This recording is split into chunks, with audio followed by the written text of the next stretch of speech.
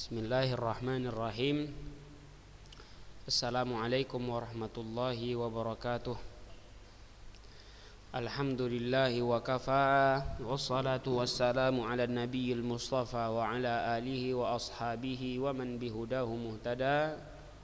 Ashhadu an la ilaha illallah wahdahu la syarika lah wa ashhadu anna muhammadan abduhu wa rasuluhu la nabiyya ba'dah.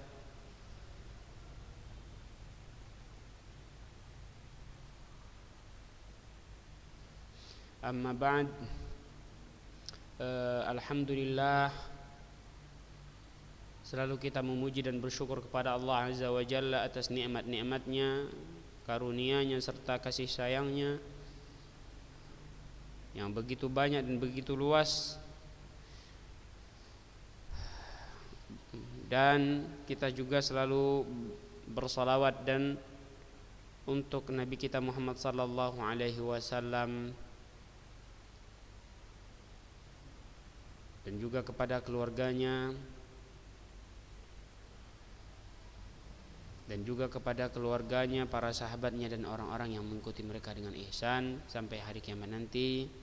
Sallallahu alaihi wa ala alihi wa ashabihi wa sallama tasliman katsira. Tayyib. Ikhwan dan akhwat yang dimuliakan oleh Allah Azza wa Jalla, semoga senantiasa dirahmati oleh Allah Azza wa Jalla. Ini merupakan pertemuan kita yang selanjutnya, yang mana kita membahas tentang pelajaran usul fikih. Pelajaran usul fikih.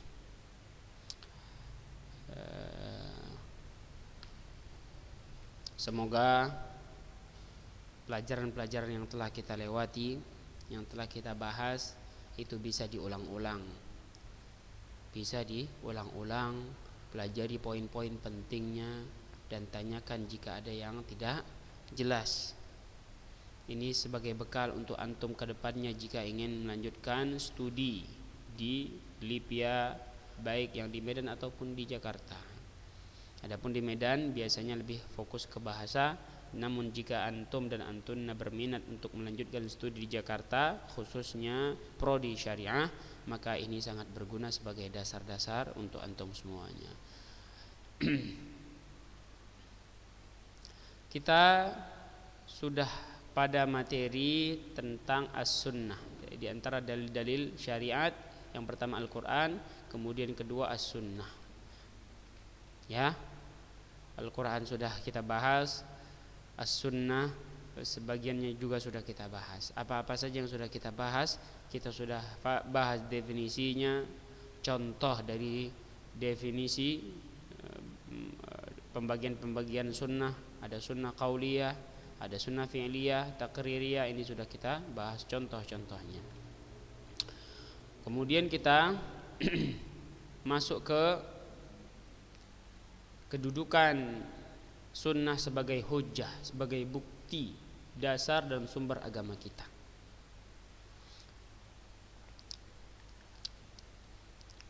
Kemudian kita masuk ke dalil-dalil bahwasanya sunnah sebagai bukti dan dalil serta sumber agama kita itu sangat banyak. Pertama dari Al-Quran yang kita sudah bahas.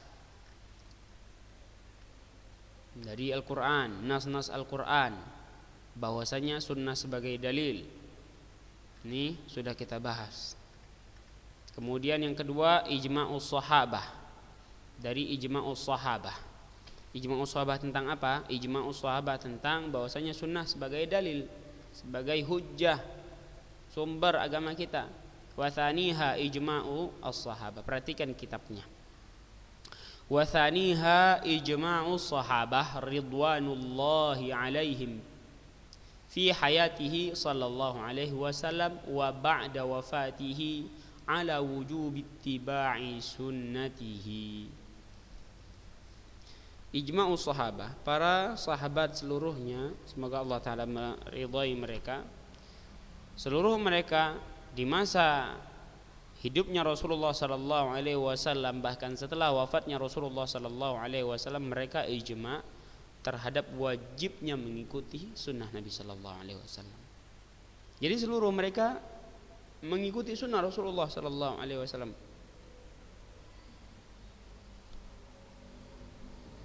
Ya. Fakanu fi hayatihi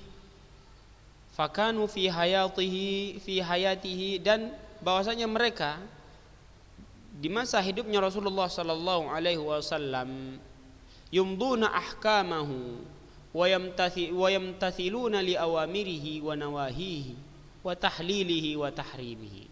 Bahwasanya para sahabat seluruhnya mereka ketika hidupnya Rasulullah sallallahu alaihi wasallam, mereka menjalankan hukum-hukum Rasulullah. Juga mereka menjalankan perintah-perintah Rasulullah dan larangan-larangan Rasulullah, serta apa saja yang dihalalkan oleh Rasulullah dan diharamkan oleh Rasulullah.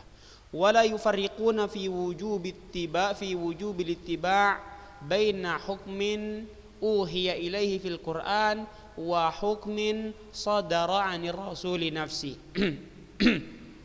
Dan juga mereka tidak membedakan kewajiban mengikuti hukum yang diwahyukan oleh Allah di dalam Al-Quran dan juga hukum yang bersumber dari Rasulullah sallallahu alaihi wasallam itu sendiri.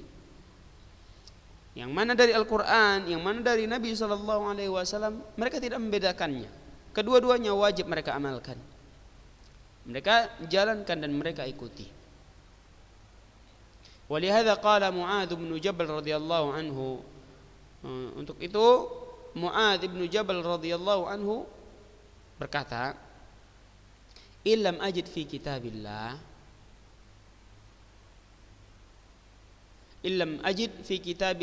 hukma ma aqdi bihi qadaitu bi sunnati Rasulillah." Jika aku tidak mendapatkan di dalam kitabullah sebuah hukum untuk memutuskan sebuah perkara, maka aku akan berhukum memutuskan perkara tersebut dengan sunnah Rasulullah sallallahu alaihi wasallam. Ini perkataan Mu'adz bin Jabal, salah seorang sahabat yang kita katakan bahwa ijma'ul sahabah tentang wajibnya mengikuti Rasul, mengikuti sunnah-sunnah Rasul sallallahu alaihi wasallam. Ini bukti bahwasanya sunnah Nabi sebagai hujjah, sebagai sumber agama, sebagai dalil. Mu'adz berkata, ketika Nabi sallallahu alaihi wasallam utus dia ke negeri Yaman yang jauh dari kota Rasulullah sallallahu alaihi wasallam, bagaimana jika dia mendapatkan sebuah perkara yang tidak ada di kitabullah, di Al-Qur'an? Kata Mu'adz, dia akan berhukum memutuskan perkara tersebut dengan sunnah Rasulullah sallallahu alaihi wasallam. Ini bukti bahwasanya sunnah Nabi sebagai pedoman. Wa kanu ba'da wafatihi idza lam yajidu fi kitabillahi hukma ma nazala bihim raja'u ila sunnati Rasulillah sallallahu alaihi wasallam. Dan bahwasanya para sahabat setelah wafatnya Rasulullah sallallahu alaihi wasallam, kalau tadi semasa hidupnya Rasul, sekarang setelah wafatnya Rasul sallallahu alaihi wasallam, idza lam yajidu fi kitabillahi hukma ma nazala bihim, apabila mereka tidak mendapatkan di dalam Al-Quran, di dalam kitabullah sebuah hukum yang sedang terjadi di antara mereka, sebuah hukum dari permasalahan yang sedang terjadi kepada mereka, apa yang mereka lakukan? Raja'u ila sunnati Rasulillahi salawatu rabbihi wa salamuhu alaihi. Mereka kembali kepada sunnah Rasulullah sallallahu alaihi wasallam. Fa Abu Bakrin, perhatikan, Abu Bakrin kana idza lam yahfaz fil waqi'ah sunnah kharaja fasa'ala al-muslimin. Perhatikan, Abu Bakar radhiyallahu anhu apabila tidak mengetahui sunnah Rasulullah sallallahu alaihi wasallam dari permasalahan yang sedang terjadi, dia tidak tahu, tidak hafal atau lupa tentang sunnah Nabi sallallahu alaihi wasallam terhadap permasalahan yang sedang terjadi, kharaja fasa'al al-muslimin. Abu Bakar radhiyallahu anhu keluar lalu bertanya kepada kaum muslimin, kepada para sahabat-sahabat lainnya. Apa pertanyaannya? Hal fikum man yahfadhu fi hadzal amri sunnatan an nabiyina, apakah ada di antara kalian yang ingat sunnah Nabi sallallahu alaihi wasallam di dalam permasalahan ini? Jadi mereka jadikan sunnah tersebut sebagai pedoman.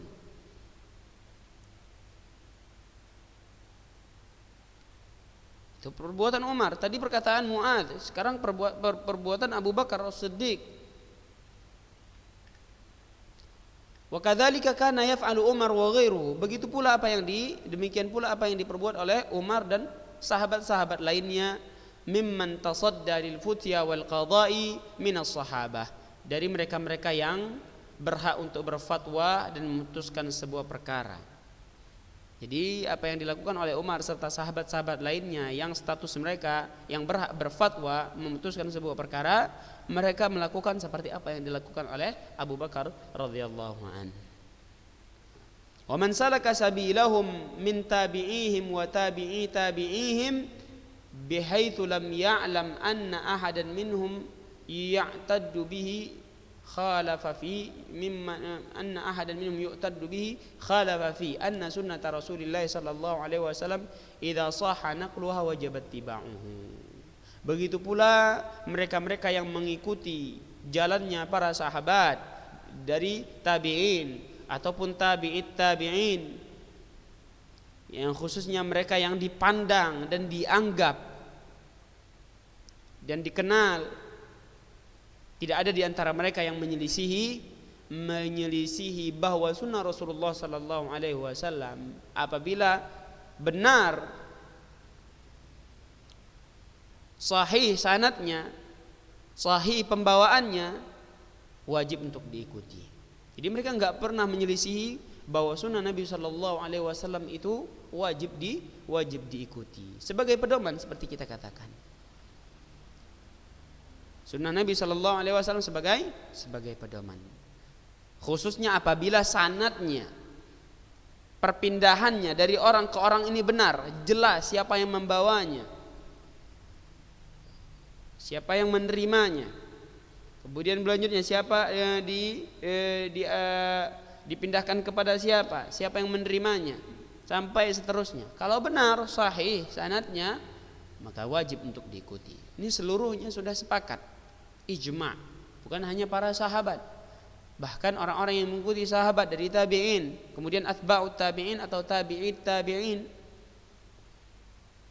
yang khususnya mereka tentu dianggap dan dikenal, tidak ada yang menyelisihi bahwasanya sunnah Nabi sallallahu alaihi wasallam itu wajib untuk diikuti. Jadi yang pertama, dalil-dalil bahwasanya sunnah sebagai pedoman, sebagai bukti sumber agama, itu dari Al-Quran sudah kita jelaskan. Yang kedua dari sunnah, ijma'us sahabah. Yang ketiga, wa thalithuha anal Quran faradallahu fihi 'alan nas iddata faraid bijumlatin ghairi mubayyinah ghairi mubayyanatin. Perhatikan yang ketiga, bahwasanya sesungguhnya Al-Quran Allah Subhanahu wa taala wajibkan di dalamnya beberapa kewajiban kepada manusia dengan bentuk yang belum jelas, belum dirincikan. Jadi Allah Subhanahu Al-Quran faradallahu fi 'alan nas iddata faraid bijumlatin ghairi mubayyinah. Allah Subhanahu wa taala wajibkan di dalam Al-Quran kewajiban-kewajiban, beberapa kewajiban kepada manusia yang belum dijelaskan dan dirincikan bentuk kewajibannya, tata cara kewajibannya, kaifiyah kewajibannya. Lam tufsal fil Qur'ani ahkamuhu wala kaifiyatu adaihi. Belum dirincikan di dalam Al-Quran hukum-hukumnya, kemudian juga belum dijelaskan tata cara pelaksanaannya, belum ada perinciannya. Faqala ta'ala, perhatikan, Allah Ta'ala berfirman, aqimus salah wa atuz zakah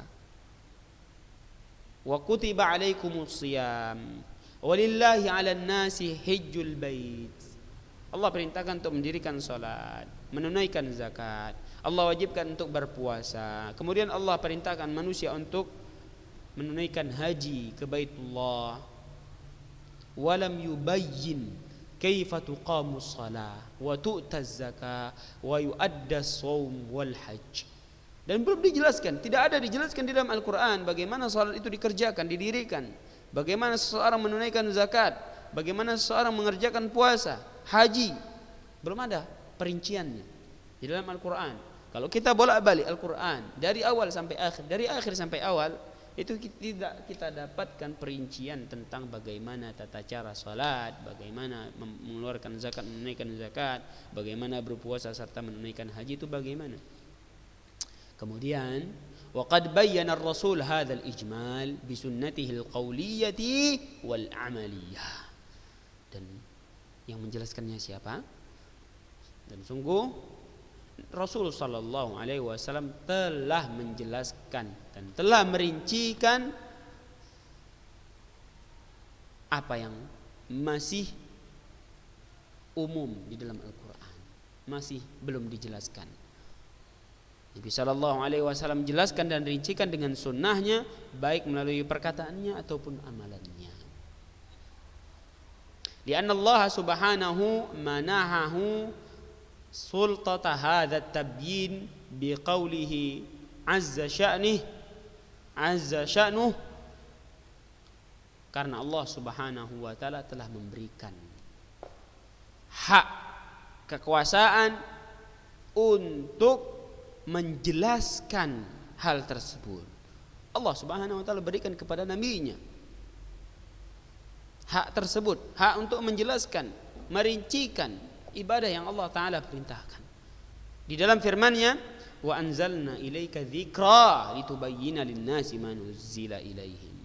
Dan telah kami turunkan kepadamu zikr. Para ahli tafsir menafsirkan az-zikr di sini adalah sunnah. Kami turunkan kepadamu az-zikr, sunnah, litubayyana lin-nasi ma nuzzila ilaihim, untuk menjelaskan dan merincikan kepada manusia apa yang telah diturunkan kepada mereka, yaitu Al-Qur'an. Sedikit lagi, falau lam takun hadhihi sunanil bayaniyah hujjatan 'alal muslimin wa qanunan wajiban ittiba'uhu ma amkana tanfidhu faraidil Qur'an wa ittiba'u ahkamihi. Dan kalau sekiranya sunnah yang menjelaskan ini bukan sebagai pedoman untuk kaum muslimin dan juga sebagai undang-undang yang wajib diikuti, ma amkana tanfidhu faraidil Qur'an, maka tidak memungkinkan seseorang untuk menjalankan kewajiban-kewajiban, perintah-perintah yang terdapat di dalam Al-Quran, dan tidak bisa pula mereka untuk mengikuti hukum-hukum yang tertera di dalam Al-Quran kalau sekiranya sunnah tersebut, sunnah yang merincikan hal tersebut, bukan merupakan pedoman. Wa hadhihi sunanul bayaniyah innama wajabat tiba'uhu min jihatin annaha sadiratun 'anir rasul. Dan sunnah-sunnah yang menjelaskan hukum-hukum yang terdapat dalam Al-Quran, sungguhnya dia wajib untuk diikuti dari sisi bahwasanya sunnah tersebut bersumber langsung dari Rasulullah sallallahu alaihi wasallam. Harus bersumber langsung dari Rasulullah. Waruwiyat anhu bi tariqin yufidul qat'a bi wurudiha anhu awil dhannur rajih bi wurudiha.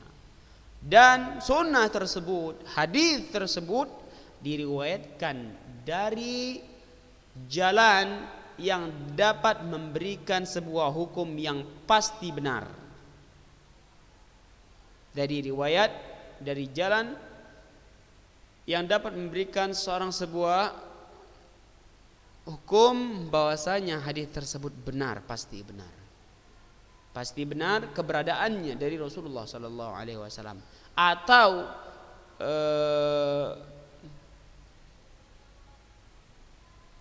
zan yang kuat bahwasanya ini benar dari Rasulullah sallallahu alaihi wasallam. Fa kullu sunnatin tasyri'iyyah sahha suduruha 'anir rasul fa hiya hujjatun wajibatul ittiba'. Maka seluruh sunnah yang mensyariatkan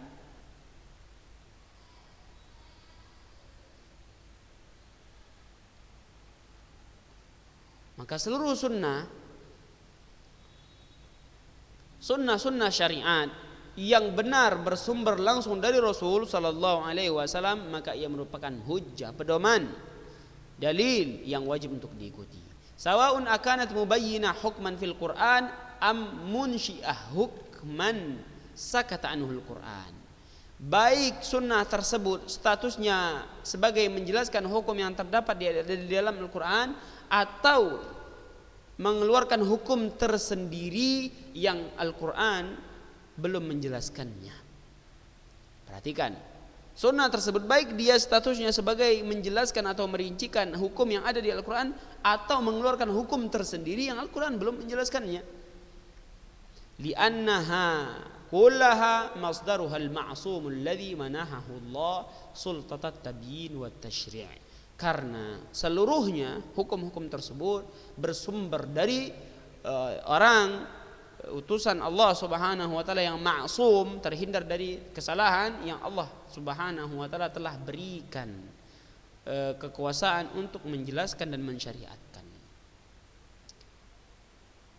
Ini yang bisa kita jelaskan saat ini. Semoga Allah Subhanahu wa taala berikan pencerahan untuk hati kita, pemahaman untuk hati kita, dan kita bisa mengamalkannya serta mengingatnya sampai di kemudian hari. Allahumma amin. Subhanakallahumma wa bihamdika asyhadu an la ilaha illa anta astaghfiruka wa atubu ilaik. Wassalamualaikum warahmatullahi wabarakatuh.